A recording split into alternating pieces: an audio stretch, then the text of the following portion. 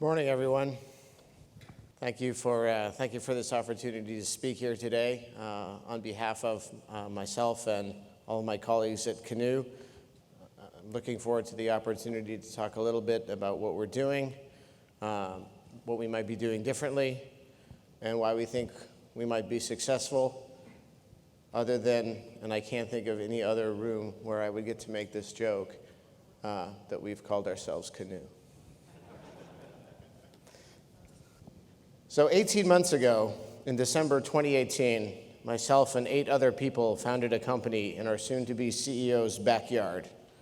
Since then, we've hired over 300 employees, raised an impressive amount of capital, and set out to not only find technologies, but also business models that will help electric vehicles be competitive against fossil fuel-powered cars.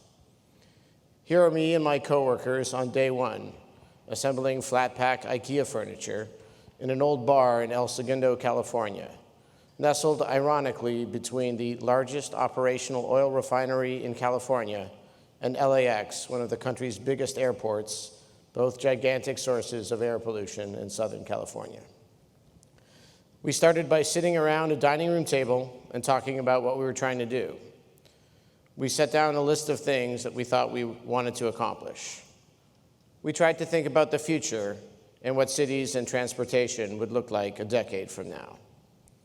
We decided that the ways people use and interact with cars is going to change. We decided that vehicles that compartmentalized us into tiny spaces were a holdover from the days of internal combustion engines, when people who needed things clean and quiet needed to be separated from dirty and noisy engines. Over the next approximately 20 months, we set out to execute on the vision that we set out sitting around that dining room table. Before we knew it, we were packed in like sardines into a handful of small, eclectic buildings in El Segundo. We did job interviews in a supply closet. We spun an electric motor a few weeks later, giving us some faith that maybe this was indeed possible. Here's where we live now, a 90,000 square foot headquarters, which is on its way to housing all of us, a state-of-the-art development lab, design studio, and engineering center. And only a few weeks ago, slightly more than 20 months after getting started from nothing, we revealed what we've been working on. Our first vehicle, hailed as a packaging triumph, hopefully delivering all of what customers might want and none of what they don't. We think our story proves that now, more than ever, it's possible to start an organization for even the biggest, scariest, most ambitious of missions, including one that we're all most hopefully familiar with, delivering an automobile with all of its commercial, performance, regulatory, and capital challenges. It's an interesting time to think about the automotive industry. We are probably more likely to see more change in the world of personal transportation in the next 5 to 10 years than we've experienced in the last 50. Autonomy, electrification, and connectivity promise to overhaul the industry, the customer experience, and the economic foundations of one of the cornerstones of our industrial society. Most of our interaction with this industry is through the products and publications of some of the largest companies in the world. And conventional wisdom tells us that these gigalithic players will be the ones with the resources to bring these new technologies into our lives. But with the pace of change, we need to ask if these giants will really adapt and deliver. Will they be the ones that let us realize the promise of these new technologies, or is there maybe something fundamentally wrong with that idea? Thinking about adapting is always an interesting topic. What makes it hard for one organization to change while another can do it easily? But at the end of the day, I'll say this the same way as I've always said it, it's hard to be part of the solutions when your profits come from being part of the problem. What problem are we talking about? Well, I think there are a couple. Bloomberg, a notoriously economically minded publication, said last week that the climate exodus has begun. Over 13 million Americans at a cost of $1 million each need to be relocated in the next century from homes in low-lying areas to deal with a predicted sea level rise of 2.8 meters. Insurance companies now speak of repetitive loss properties, and people looking at their ruined beachfront homes decide that it's just not worth it to live here anymore. These things are not only happening in low-lying island nations in the South Pacific, which will be among the first to vanish underwater, but closer to home in Florida, Staten Island, and Texas. Be on the lookout for the phrase managed retreat. It means, in simple terms, that in the battles between people's habitats and the ocean, we're losing. And we're allowing the ocean to consume areas that we once tried to protect from flooding. It's paradoxical that in some official capacities we deny climate change, while at the same time we're actively making plans to accommodate the reality of it. New building permits are no longer issued in parts of Staten Island in anticipation of rising sea levels. In Iceland, a funeral was held this year for a glacier. Despite having ice that covered many square miles 100 years ago, it vanished before our very eyes a few weeks ago. Ever notice that airline flights seem more turbulent than they have in the past? You're not alone. You don't have to understand climate science to know that the climate is changing. If you live in Florida or Iceland, just ask your neighbor. The time to act is now. Personal transportation is a problem. It's not the only problem, but it's a big one. A significant percentage of global carbon emissions come from passenger vehicle use. And despite years of the long tailpipe argument, the significantly better energy efficiency of electric vehicles and the ever-improving carbon footprint of the electrical energy mix, EVs remain the best option for the reduction of carbon dioxide emissions associated with passenger vehicles. We're lucky that we had fossil fuels. It's only through a complex set of biological, ecological, and geological processes that they exist at all. At a time when our technological know-how didn't permit any other way, they allowed us to industrialize and improve our way of life, develop life-saving and life-improving technologies that are an essential part of our life. We could decide to abandon hope, but we consider some other recent facts as well. Costs of solar and wind power have fallen 85% and 50% respectively in less than 10 years and have now outgrown the need for subsidies to represent a real commercial alternative for as much as 25% of greenhouse gas generation. And we continue to find the approximately $5.4 trillion each year we need in fossil fuel subsidies to guarantee everybody an economical and stable supply of fuel and shielding from the impact their consumption has on the rest of the world. And lastly, in the last 10 years, battery costs have plummeted through the $150 per kilowatt hour barrier that the Department of Energy established, where they suspected that electric vehicles could reach cost competitiveness with petroleum-powered ones. The second problem we thought about is the business model associated with individual vehicle access. The average car in the United States costs its owner $9,000 a year. Of this, depreciation contributes a very large portion, as much as 40%. Anybody who's ever resold a car knows how vicious the depreciation cycle is, and anyone who's ever leased a vehicle has had these costs passed on to them. But let's think, are these really still justified? Many decades ago, a 3-year-old car was significantly poorer at doing its job of transporting people from A to B than a new one. But does this apply now? Are these depreciation rates still real? Or are they simply a result of an outmoded assessment of how wear and tear affects vehicle components? Lastly, now that we're starting to see that battery degradation fears are largely unfounded, and knowing that electric drive units last far longer than their combustion-powered cousins, shouldn't we consider that these depreciation models should be a thing of the past? Since the distribution model is so fragmented, what incentive is there to really solve this problem? Depreciation is a reflection of a customer's perceived risk associated with buying a vehicle that isn't new anymore. While the manufacturer might provide a warranty, the car is supported through a number of third-party organizations. There's no framework for ensuring vehicles are properly repaired, provided to customers in optimal condition, and ensuring that they are satisfied.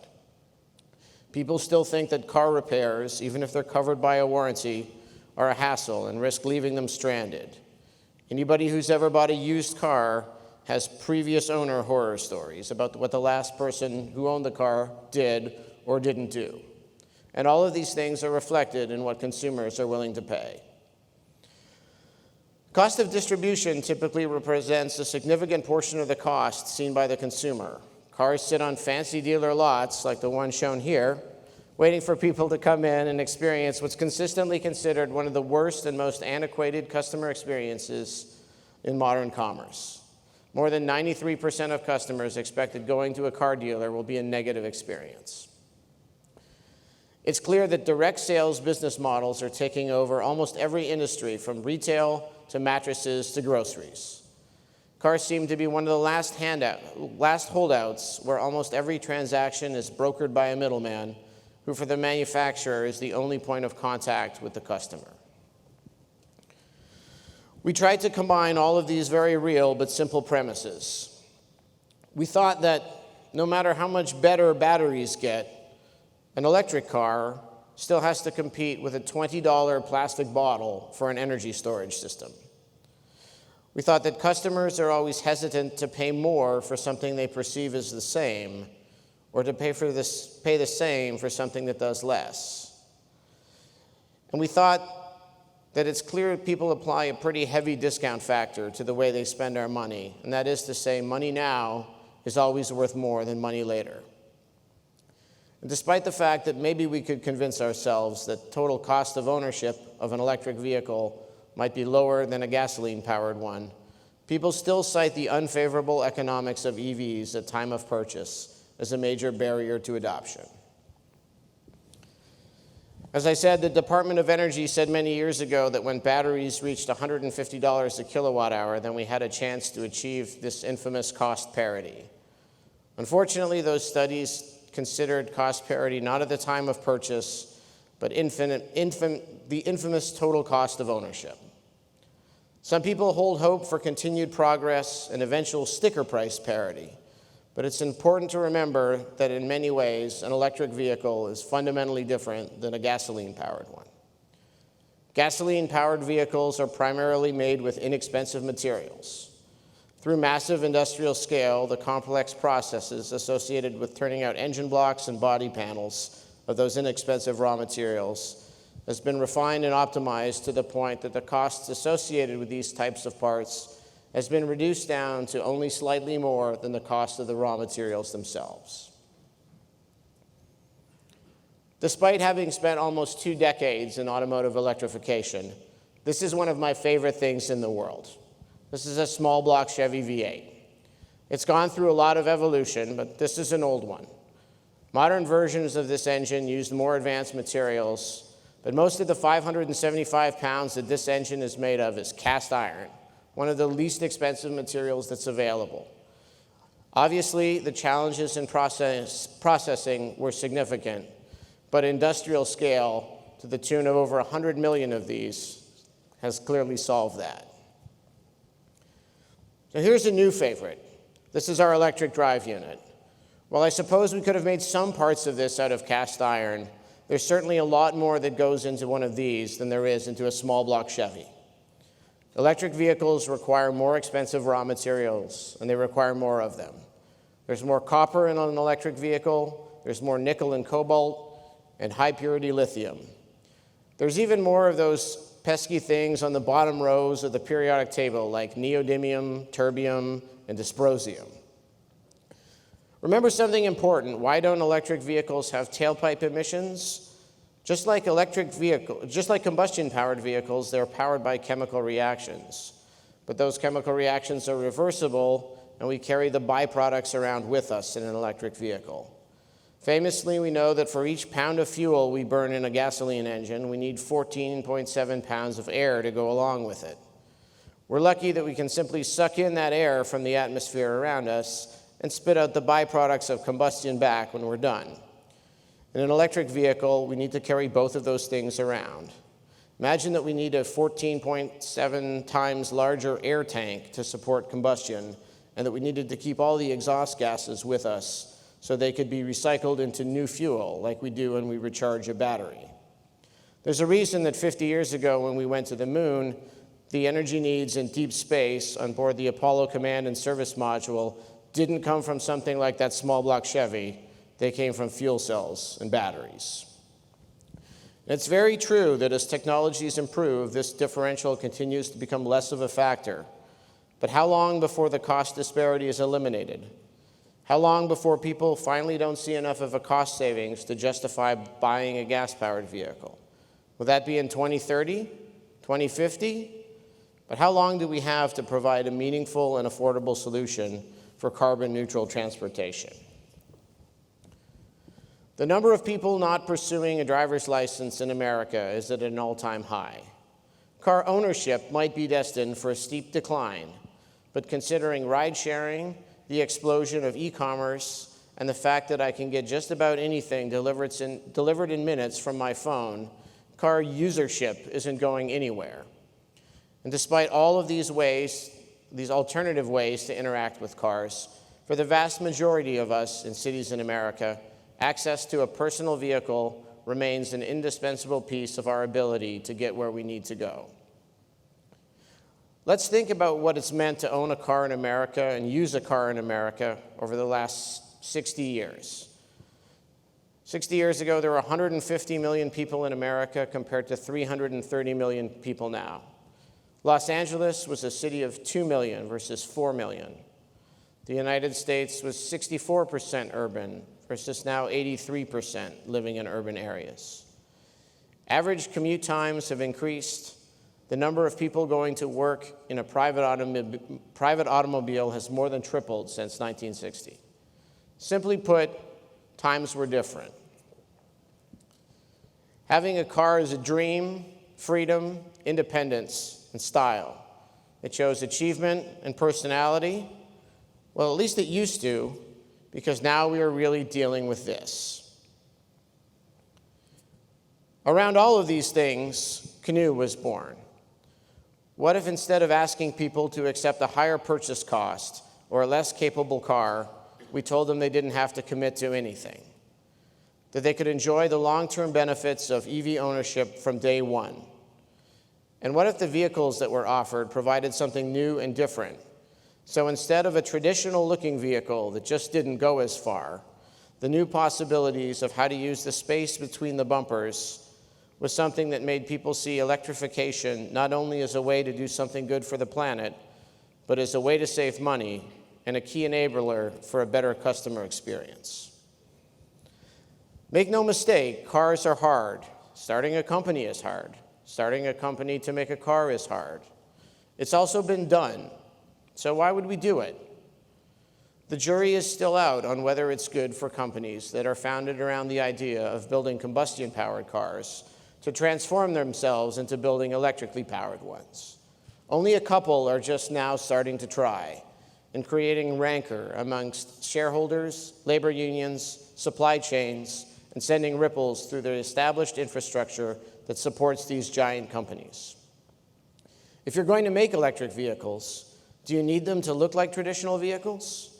Conversely, if you were going to make cars that did look like other vehicles and sell them for traditional use cases in traditional ways, do you really need another company to do that? This is our first vehicle. It has the interior space of a large SUV with the exterior footprint of a compact car. Our car seats 7 people, and the back seat feels more like a sofa to lounge on than a traditional cramped back seat. The driver is minimalistic. The driver can use their own device, phone or tablet, to control many features of the car. The Canoo provides 7 cameras, 5 radars, and 12 ultrasonic sensors for better driving assistance, and our vehicle will be the first true steer-by-wire vehicle without a hardware connection between the steering wheel and the tires.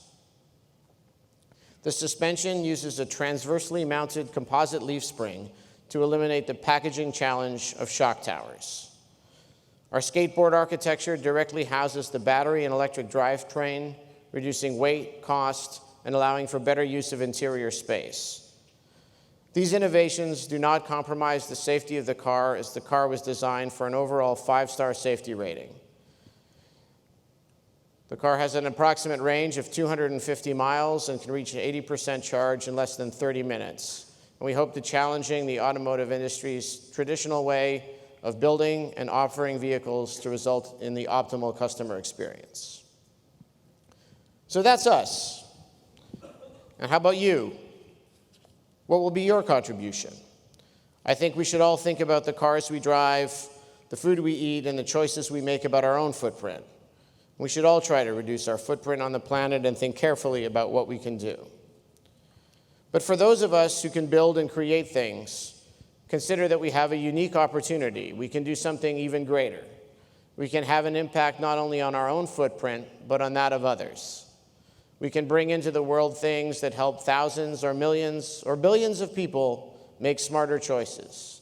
We can make things that save lives, that reduce pollution, and use energy more wisely.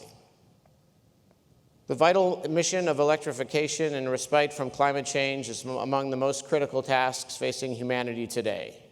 The promise of autonomy, connected vehicles in smart cities, and an end to both traffic congestion and injuries and deaths from traffic accidents can reshape our urban environments for the better as we look towards stacked urban living in the 21st century. I believe that in part, that is why we're all here, and we think that these topics are vital to our future. But what's the best way to be part of it? A large organization with tremendous resources and tremendous inertia, or something more nimble but uncertain? At a time of so much change, how do we know which companies are likely to succeed? How do we know which young organizations have what it takes to compete? And how do we know which corporate behemoths will see it coming? When I think about this question, I want to draw a parallel to another industry, another time, and another period of upheaval. I'll take us back to September 9th, 1956, the night that Elvis Presley appeared for the first time on The Ed Sullivan Show. This was a moment that changed the course of popular music in America, in North America, and in much of the world forever. It was a day that stood the status quo of music on its head. At a time when most popular musicians wore conservative clothes, stood rigidly at a microphone, and sang sweetly, Elvis did this.